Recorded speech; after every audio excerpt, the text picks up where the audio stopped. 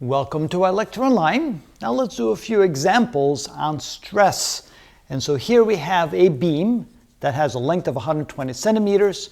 We're given the cross-sectional area of 30 millimeters by 40 millimeters.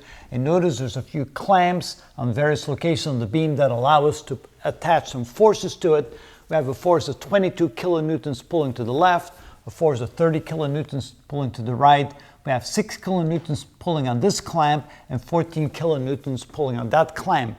Now what we're going to do here is show you what a normal force diagram looks like. We're going to show what the forces look like inside the beam.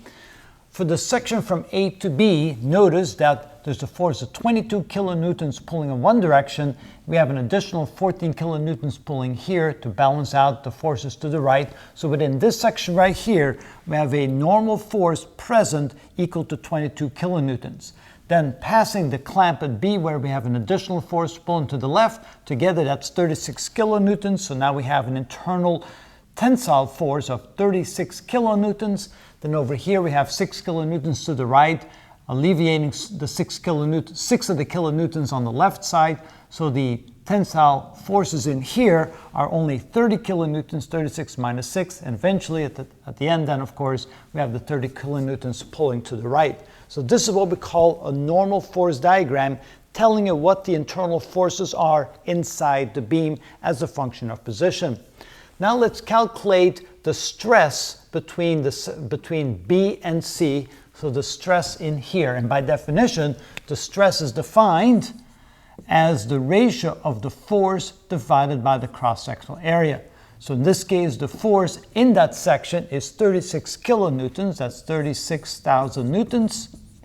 And we divide that by the cross-sectional area, which is 30 millimeters, multiplied times 40 millimeters. Of course, we're going to have to convert the units from millimeters to meters.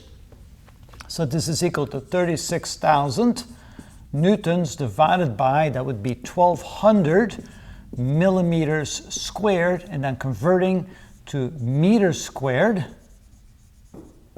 We have 1 meter is 1,000 millimeters, but since we have this squared, we also have to square the 1,000 and the 1. And of course, this becomes equal to, let's see here,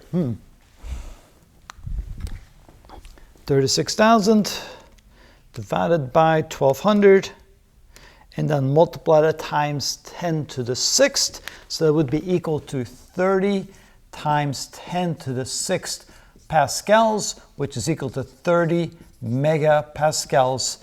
And that would be the stress inside the beam from section B to C. And that is how that's done.